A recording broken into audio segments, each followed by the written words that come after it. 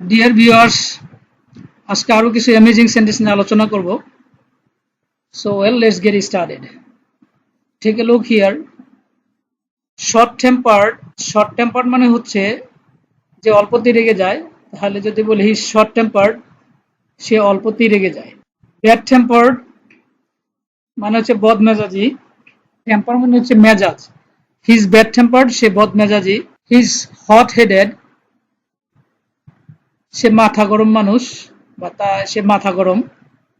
His thick headed, thick মানে হচ্ছে মোটা, হিজ থিক হেডেড মানে হচ্ছে সে মাথা মোটা লোক।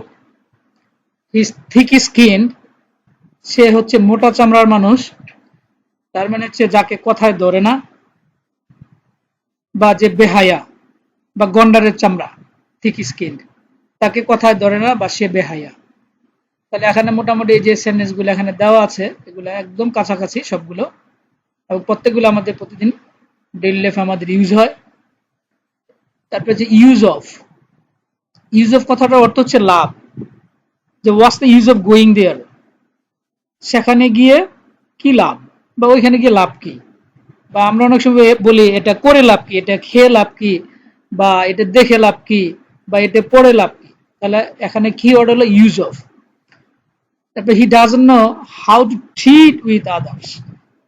ট্রিট মানে হচ্ছে এখানে কি ওয়ার্ড, এটার মানে হচ্ছে ব্যবহার। সে মানুষের সাথে কিভাবে ব্যবহার করতে হয়, কিভাবে কথা বলতে হয়, সেটা সে জানে না। আই ওয়াক টু অফিস, আমি হেঁটে অফিসে যাই। তাহলে ওয়াকের পরে টু বসবে। আর আমরা যদি বলি যে আমি বাসে যাই বা রিক্সাতে যাই বা প্রাইভেট কারে যাই, তাহলে হবে I go by bus.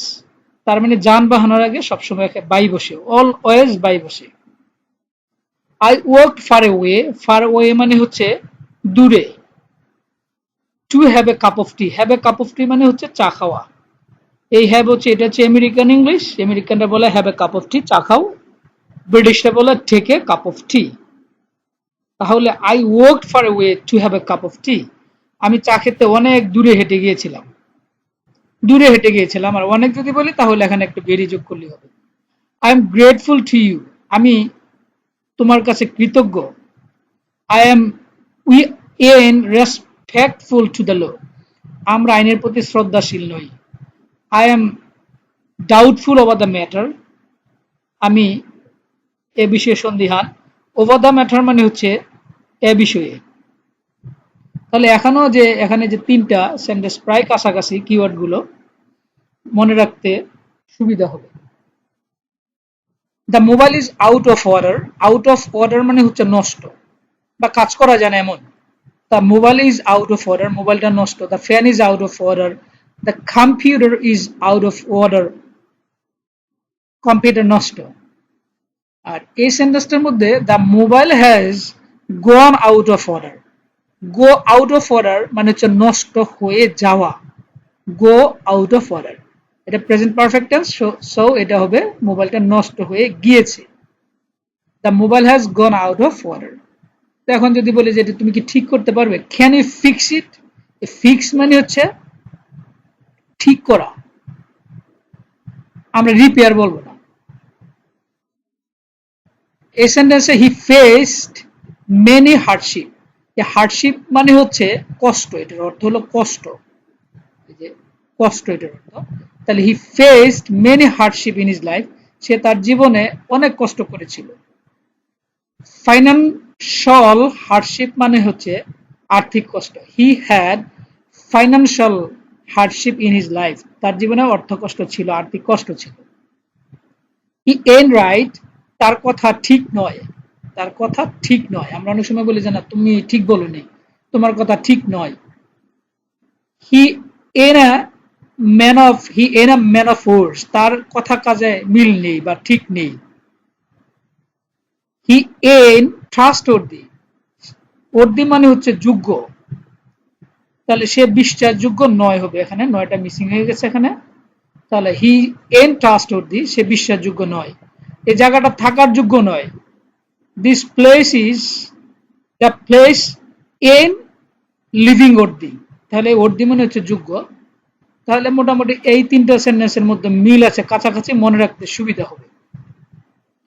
He on do, on হচ্ছে এখানে উইল নট, এটার অর্থ হচ্ছে তাকে দিয়ে হবে না। আমি বললাম যে যাকে দিয়েছ ও তো কাজকর্ম কিছু পারে না, ওকে দিয়ে হবে না।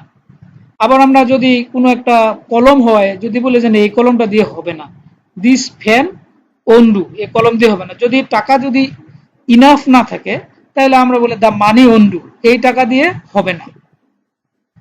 Is good for nothing, for nothing মানে, নাথিং মানে হচ্ছে কিছুই না, তাহলে গুড ফর নাথিং, কোনো কিছুর জন্যই ভালো না।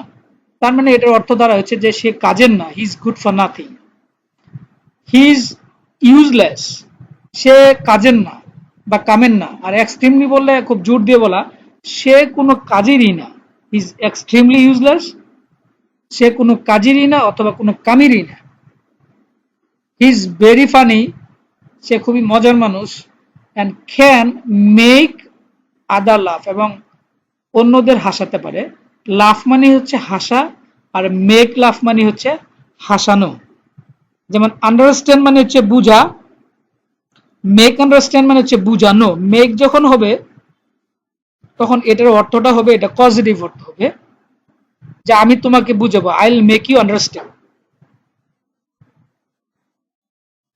এখানে please be quiet, I am working, চুপ থাকো বা চুপ করো, আমি কাজ করছি। Please be quiet. I occasionally go there, আমি অকেশনালি মানে হচ্ছে মাঝে মধ্যে, আমি মাঝে মাঝে সেখানে যাই।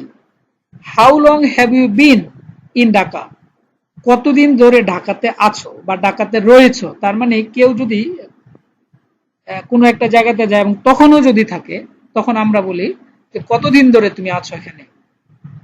আর যদি বলে কতদিন ধরে ছিলে, তাহলে এখানে হ্যাড হবে। How long had you been in Dhaka, how long had you been in USA, তুমি কতদিন ধরে ইউএসএ তে ছিলে। আমি যদি বলি যে আমি 4 বছর ইউএসএ তে ছিলাম, তাহলে I had been in USA for 4 years. I was হবে না, আসলে ওয়াজ অর্থটা হয় না, হ্যাভ থাকা উঠতে এখানে। I have been out since morning, আমি এখনো সকাল থেকে এখনো আমি বাহিরে আছি। তার মানে বাহিরে বের হয়ে এখনো বাহিরে বাহিরে আছি। আর যদি বলে যে আমি সকাল থেকে বাহিরে ছিলাম, তাহলে বা I had been out since morning. It has always been this way, এটা সবসময় এভাবে হয়ে আসছে। I got stuck in the traffic jam, gate Starc মানে হচ্ছে আটকে যাওয়া, তাহলে I got stuck in the traffic jam, আমি ট্রাফিক জ্যামে আটকা পড়ে গিয়েছিলাম। এটা আবার গট স্ট্যান্ডার্ডও বলা যায়, অনেক সময় স্ট্যান্ডার্ডও বলে। I got standard in the traffic jam. I don't like him very well, আমি তাকে খুব বেশি একটা পছন্দ করি না। ওকে টক টু লেটার, ঠিক আছে পরে কথা বলবো। So well, that's all today. See you again with another new lesson.